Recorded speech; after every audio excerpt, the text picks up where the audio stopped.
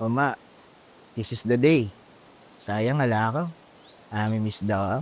Kasaya ta sana. And ka-proud mo anak ako. May kanali kong babaeng kasing lago mo. Pakasalang kid today. Miss daw sana. Chua kayo ni Leleo. I love you. I miss you. Hey bro, Yes, sir. it's your B-day today. Yep. So, good job. Let's go. Let's do this. Let's do this.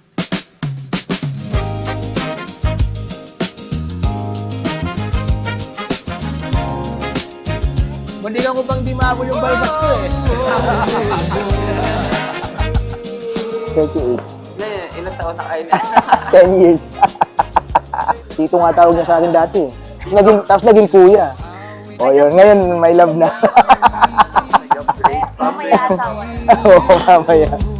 Melon. Waki. Waki. Burger. Burger.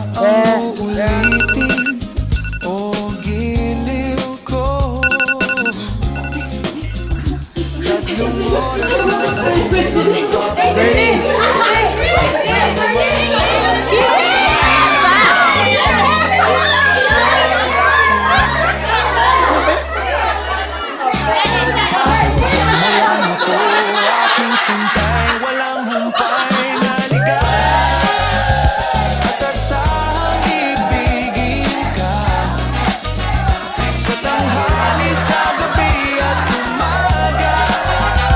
Huwag ka sanang magtanong at magduda, dahil ang puso ko'y walang pangamba na tayo'y Sobrang bait talaga ni Lord sa akin kasi ako ang iniisip niya nung nilikha ka niya.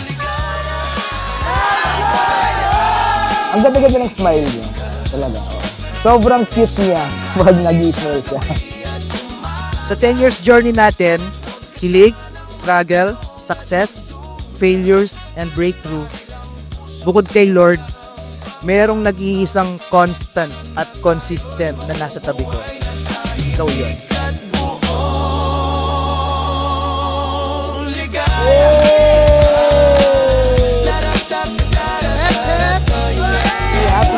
Happy. Thank you, dear. lahat tayo'y nabubuhay ng tahimik at puro ligaya.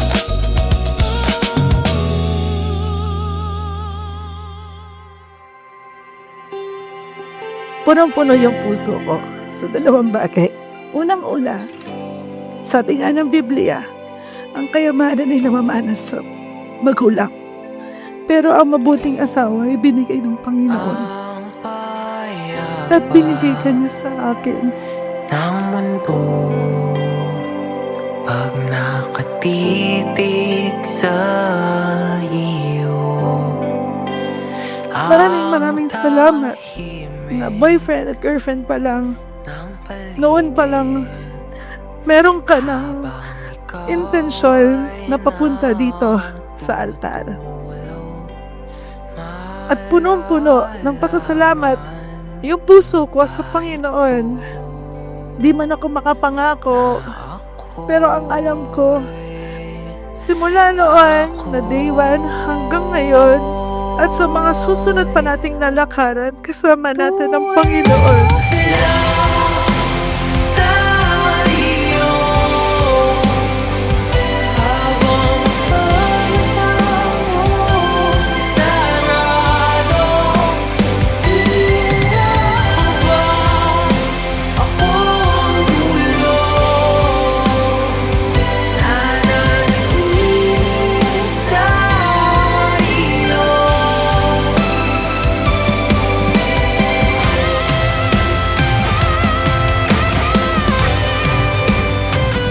There are times that I'm hard to handle pero pinili mo magstay. There's a season na hindi tiyak ang lahat kung mabibigyan ba kita ng magandang buhay pero pinili mong magstay. At salamat my love at pinili mong kumarap sa altar ngayon sa harap ng Panginoon para piliin ako na makasama mo habang buhay.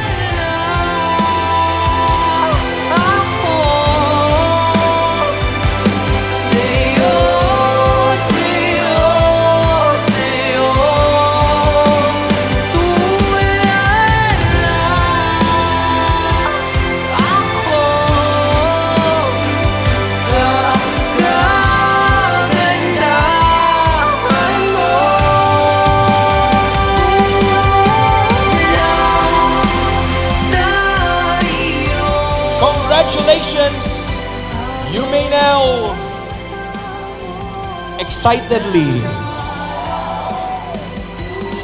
passionately kiss your bride.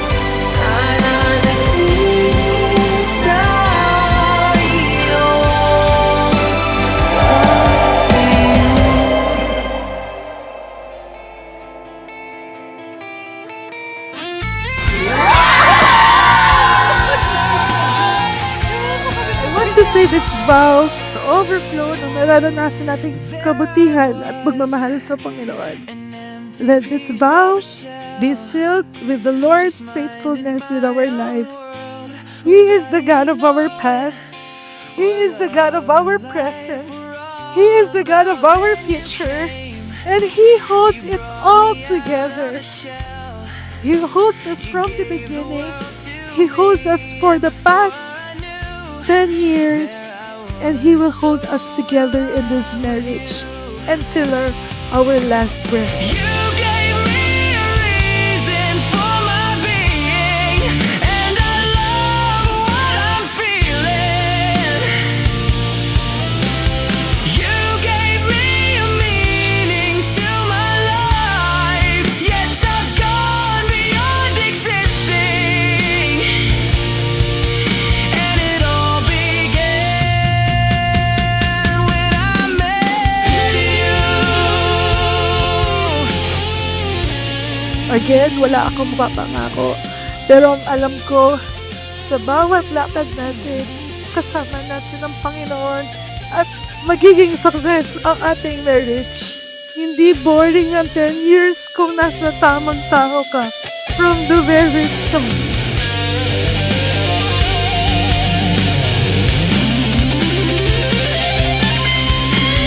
You gave me a reason for my being, and I love what I'm feeling.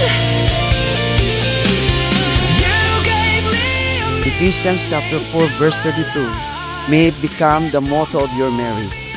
Be kind to one another, tender-hearted, forgiving one another as God in Christ forgive you. I, Ronel Andaya, take you, Carlin, to be my lawfully wedded wife, to have and to hold from this day forward, for better, for worse, For richer, for poorer, in sickness and in health, until death part. until death do us part.